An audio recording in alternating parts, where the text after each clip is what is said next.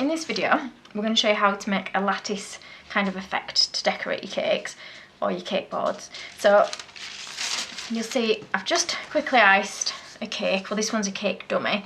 I've just done it quite quickly so you can spend a bit more time to make it neater than I have done. What I've done next is taken a piece of greaseproof paper and I've cut it so that it fits around my cake. So it goes all the way to the back, it's got ever so slight overlap, and then it just wants to come to the top of your cake, and we'll use that as our guideline. So I'll move that out of the way. So this is just about the length of my board, maybe slightly over, so just make sure your work surface is big enough when you're doing this. So I've done my cake in green, and I'm going to do my pattern that's going over the top in a pink. You can do it all in whichever colours you want. These are just colours that I had left over now. It's just fondant, is this. If you find it's a little bit soft to use, then just mix in a little bit of modelling and flour paste with it, and it should just make it that little bit easier to use. So I'm just going to flour my work surface with some cornflour. And I'm just going to start to roll. And I should really use a bit of a bigger rolling pin for this. It might make it a little bit easier. And just make sure you don't get bits of icing stuck in the middle.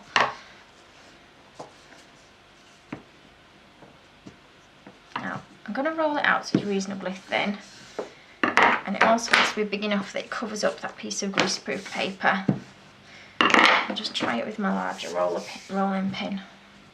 That should be big enough. I'm just going to take this lump off at the top.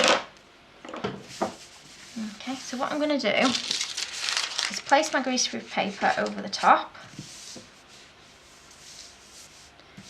and I'm just going to cut around so that I know it's pretty much the same size as my paper.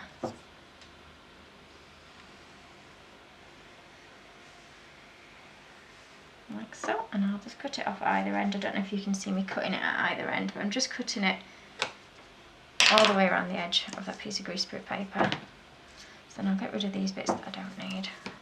Now what I'm going to do, put my greaseproof paper down, and I'm just going to try and lie this on my greaseproof paper. The bit that you want on the outside of your cake, put face down.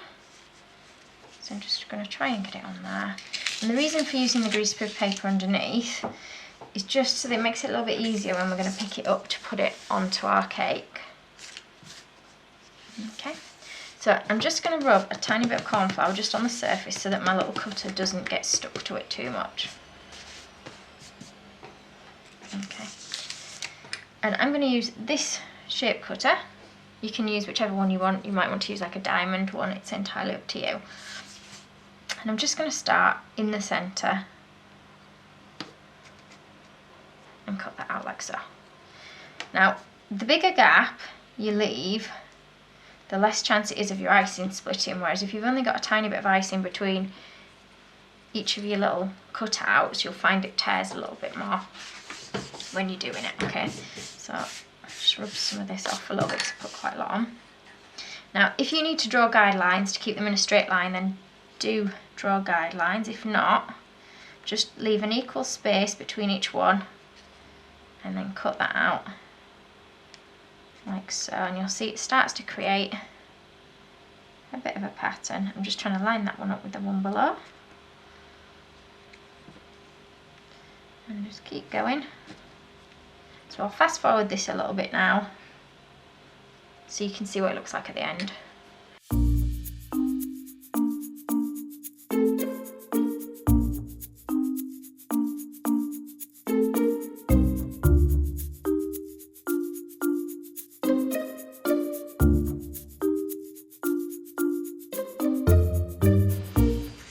So what we're going to do now is just roll this in with the paper, just really gently because we don't want it to stick. So I'm just going to roll that like that and gently move it to one side just to make it a little bit easier for me when I'm putting it on the cake. And what I'm going to do is just wet the sides of the cake just with a pastry brush and a little bit of water. Just round the edges. you can see my icing's cracked a little bit on this. So spend a bit more time than I did getting it right. But you'll also find that because the pattern's going on top of this, you won't see all the imperfections. I apologise, that is my washing machine you can hear going off in the background. Now, what you're going to do is carefully pick this up, and you're going to start to pop it on your cake. So the side that you can see, you're just going to push onto your cake. Now you'll have to be careful it doesn't sort of sink down as you're doing it. And try and keep it lined up. Now I apologise if you can't see what I'm doing very well. You might find that it stretches a little bit if you're not careful. So just be careful not to stretch it too much. So I'll move this around so you can see it as I'm doing it.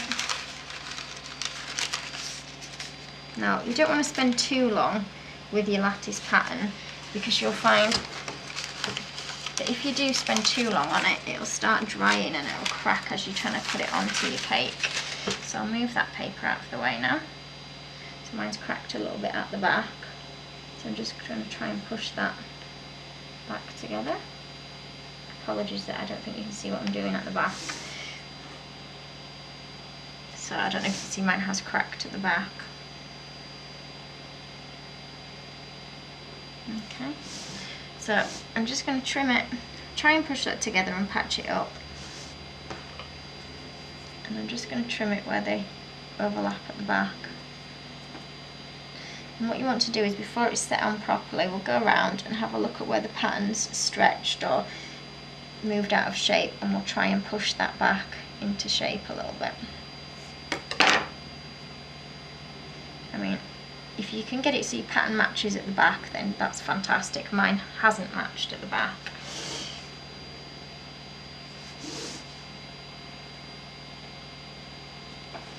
So I apologise that I can't see very well from that side to do it around here. So let's see if I can move around.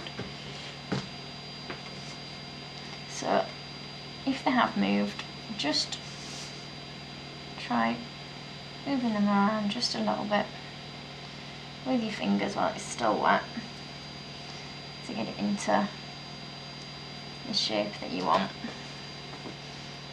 Obviously if you use more modelling and flour paste, it will make it a little bit stiffer for you, and then you'll find the pattern will retain its shape just a little bit.